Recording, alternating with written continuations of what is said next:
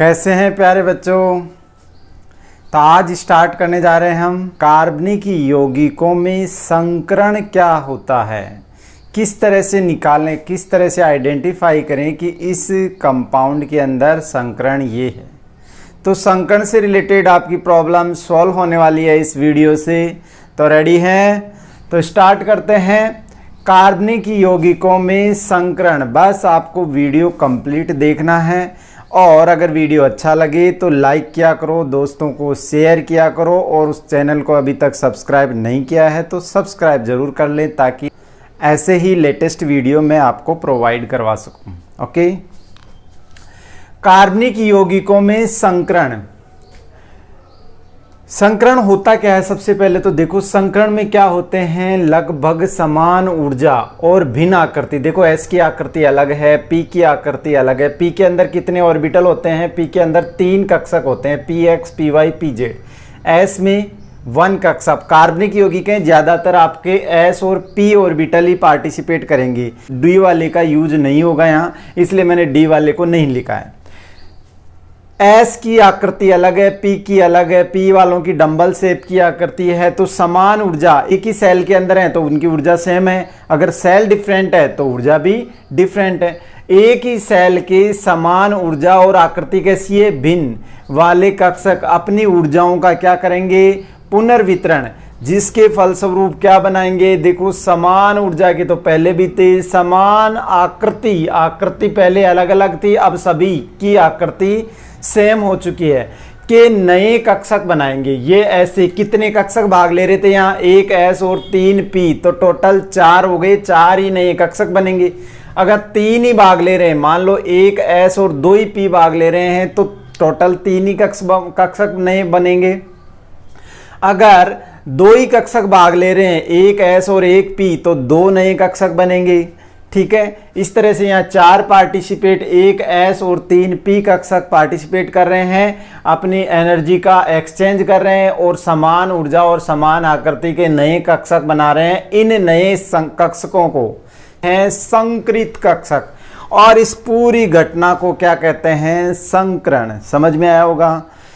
Different, भिन्न आकृति वाले, समान ऊर्जा और भिन्न आकृति वाले कक्षक ऊर्जा का पुनर्वितरण करेंगे, समान ऊर्जा समान आकृति के नए कक्षक बनाएंगे जिनको संकृत कक्षक कहते हैं और इस घटना को संकरण कहते हैं। संकरण से किसी प्रकार के बॉन्ड का फॉर्मेशन नहीं होता है, किसी प्रकार का बंध नहीं बनता है। जैसे सिग्मा बॉन्ड, पाई बॉन्ड, ये बंध संकरण से नहीं बनता, ये अतिव्यापन से बनते हैं।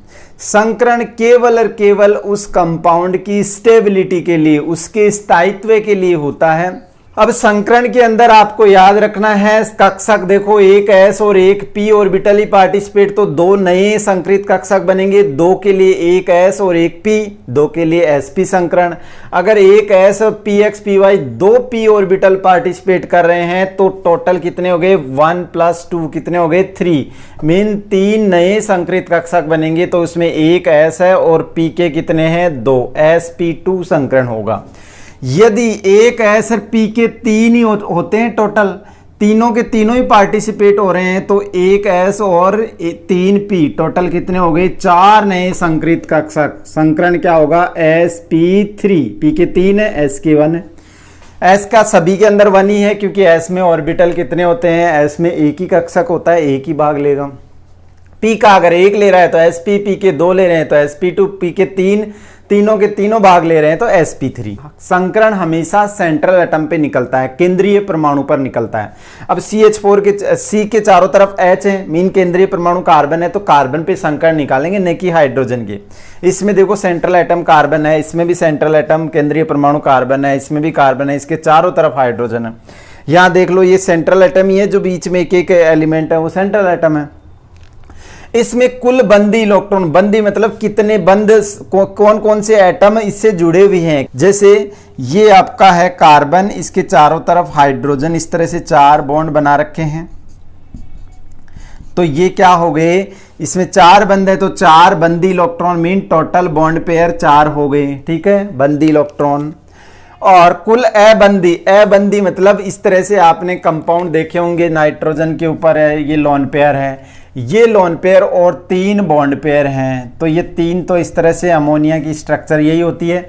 तो ये वाले किसी प्रकार का बंध बना रहे हैं कि ये बंध नहीं बना रहे हैं, तो ये क्या हो गए, ये अबंधी इलेक्ट्रॉन हो गए। इन्हीं को क्या बोलते हैं, लोन पेयर, एकाकी इलेक्ट्रॉन युग्म। देखो युग्म मीन जोड़ा होता है इलेक्ट्रॉन का, जो एक फ्री होता है, किसी प्रकार के बंध में भाग नहीं लेता है, इसलिए इसको बोलते हैं अबंधी।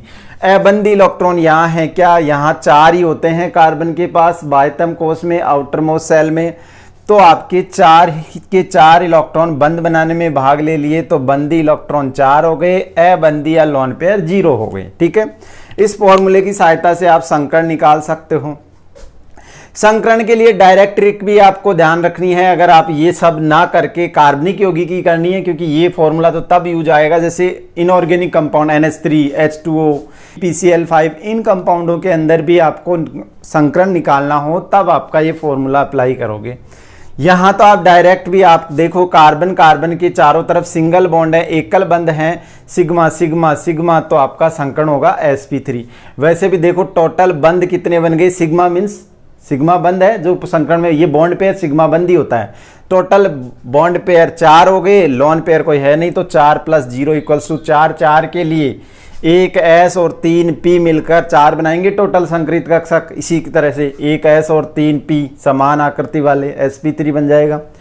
अब अगर कार्बन के बीच के साथ एक भी द्विबंध है, कौन सा द्विबंध, ये देखिए आप, द्विबंध में एक सिंगल बॉन्ड में सिग्मा बॉन्ड, द्विबंध में 1 पाई 1 सिग्मा होता है, त्रिबंध में 1 सिग्मा 2 पाई होते हैं। मीन सिग्मा तो सभी में होगा, बंध जैसे जैसे बढ़ते जाएंगे पाई बॉन्ड वैसे वैसे बढ़ते जाएंगे। अब आपको पता है पाई बॉन्ड कभी भी संकरण में भाग नहीं लेता, तो सिग्मा काउंट कर लो, टोटल सिग्मा 1 2 3, 3 के लिए 1 S और 2 P। देखो 3 संकरित कक्षक में 1 S और 2 P वाले भाग लेके टोटल 3 संकरित कक्षक बनाएंगे। मीन चौथा वाला भाग नहीं लेगा तो बनेगा भी नहीं। इस तरह से ये 2 ही काम में लेंगे, 1 S और 2 PX और PY भाग लेंगे। ऐसे यदि कार्बन के 2 द्विबंध है, इस तरह से दोनों तरफ कार्बन के द्विबंध है, या फिर एक ही त्रिबंध है, तो भी देखो 1 2 2 सिग्मा हो गए, इधर भी 1 2 2 सिग्मा हो गए, और 2 लोन पेयर कार्बन पे होते ही नहीं है। 2 सिग्मा मीन क्योंकि 4 बॉन्ड है, कार्बन के पास 4 बॉन्ड बना रहा है, इसका मतलब उसके चारों के चारों इलेक्ट्रॉन काम आ गए बंध बनाने में, तो अबंधी इलेक्ट्रॉन तो कुछ रहा ही नहीं। अब यदि कार्बन के पास द्विबंध हो, चाहे 2 द्विबंध हो, चाहे 1 त्रिबंध हो, तो आपका संकरण रहेगा sp। कैसे, 2 द्विबंध का मतलब 1 सिग्मा इधर 1 सिग्मा इधर, टोटल 2 सिग्मा हो गए। 2 सिग्मा के लिए 2 नए कक्षक में 1 S और 1 P, sp संकरण आ रहा है। सिग्मा देख लो आप तो कार्बन में डायरेक्ट 2 ही सिग्मा इसमें है, 2 के लिए 2 ही नए संकरित कक्षक, मतलब 2 कक्षक भाग लेंगे, 1 S और 1 P, दोनों मिलकर sp संकरण बनाएंगे। समझ में आया होगा। अब देखिए, ये मान लो कोई कंपाउंड है CH4 के अंदर आप देखेंगे सिग्मा बॉन्ड 1 2 3 4, 4 सिग्मा है, 4 सिग्मा के लिए sp3 संकरण होगा। डायरेक्ट भी बता सकते हो, कार्बन के चारों तरफ कोई डबल बॉन्ड ट्रिपल बॉन्ड है नहीं, तो sp3 होगा। जब भी सिंगल बॉन्ड होता है तो संकरण sp3, जब भी डबल बॉन्ड होता है तो संकरण डबल 2 sp2 संकरण होता है। जब भी 2 डबल या 1 ट्रिपल हो तब sp होगा। 2 डबल या 1 ट्रिपल बॉन्ड कार्बन पे दिख जाए तो आपको डायरेक्ट क्या लिखना है, sp। अब देखिए इस कार्बन पे देखो 1 2 3 4 सिग्मा ही सिग्मा है, वैसे भी आपको पता है सिग्मा 4 है तो 4 के लिए sp3 होता है, लेकिन सिंगल बॉन्ड है, डायरेक्ट बता सकते हो आप sp3 होगा। इस कार्बन देख लीजिए, चाहे इस कार्बन पर ट्रिपल बॉन्ड है, इस पे भी ट्रिपल बॉन्ड है, मीन जब भी त्रिबंध आ जाए तो आपका संकरण होगा sp, इस पर भी sp। वैसे काउंट कर लीजिए, ट्रिपल बॉन्ड त्रिबंध के अंदर 1 सिग्मा होता है और 2 पाई होते हैं। अब सिग्मा 1 है तो 1 सिग्मा इधर वाला, 1 सिग्मा 2 ही सिग्मा, 2 सिग्मा के लिए आपको पता है 2 ही नए कक्षक बनेंगे S और P, तो sp संकरण होगा। यहाँ पे भी देख लिए 1 सिग्मा 2 सिग्मा sp। इसके अंदर देखो डबल बॉन्ड, जब भी एक द्विबंध आता है तो हमेशा sp2, जब भी दो द्विबंध या एक त्रिबंध आ जाए तो संकरण होता है sp। काउंट कर लो वैसे आप, एक सिग्मा एक पाई, एक सिग्मा एक पाई, बताओ दो ही सिग्मा है इस कार्बन पे, दो के लिए sp संकरण हो। कार्बन के ऊपर डबल बॉन्ड है, डबल बॉन्ड मीन जब भी कार्बन पर एक डबल बॉन्ड हो तो संकरण कौन सा होगा, sp2। अब ऑर्गेनिक केमिस्ट्री में कुछ फ्री रेडिकल मुक्त मूलक कार्ब धनायन, यदि कार्बन के ऊपर पॉजिटिव चार्ज है उसको बोलते हैं कार्ब धनायन, कार्बोकैटायन। इंग्लिश में क्या बोलते हैं, कार्बोकैटायन। कई बार हिंदी में भी लिखा होता है कार्बोकैटायन, ठीक है। ऐसे ही कार्बन के ऊपर नेगेटिव चार्ज आ रहा है उसको बोलते हैं कार्ब ऋणायन, carb anion, carbanion. Carb anion को जोड़ के लिखोगे क्या आएगा, कार्बेनायन। तो ये है कार्ब कैटायन, कार्बोकैटायन, ये है कार्ब एनायन, कार्बेनायन। और ये होता है जिसमें एक इलेक्ट्रॉन दिखा रखा है डॉट के रूप में, उसको बोलते हैं मुक्त मूलक या फ्री रेडिकल। तो आपको ये रिएक्शन मैकेनिज्म में हम पढ़ेंगे कि ये मुक्त मूलक बन रहा है इस तरह से। समांश विखंडन से हमेशा मुक्त मूलक बनते हैं, विषमांश विखंडन से हमेशा धनायन, और विषमांश मतलब असमान रूप से एक बंध के दोनों इलेक्ट्रॉन किसी दूसरे एटम, बगल वाले एटम पे चले जाएं तो आप जिस एटम पे गए हैं उस पर नेगेटिव, जिससे गए हैं उस पर पॉजिटिव, ठीक है। फॉर एग्जांपल ये मेरे पास इस तरह से कंपाउंड, इस बंध का, ये जो बंध बनाया है इसमें एक क्लोरीन का इलेक्ट्रॉन है, एक इस CH3 का इलेक्ट्रॉन है। ये दोनों के दोनों इलेक्ट्रॉन यदि क्लोरीन पे चले जाएंगे तो इस पर तो आ गया नेगेटिव और इस पर क्या बन गया, पॉजिटिव। इस तरह से आपके कार्ब धनायन का निर्माण होता है। ऐसे ही कार्ब ऋणायन का निर्माण होता है।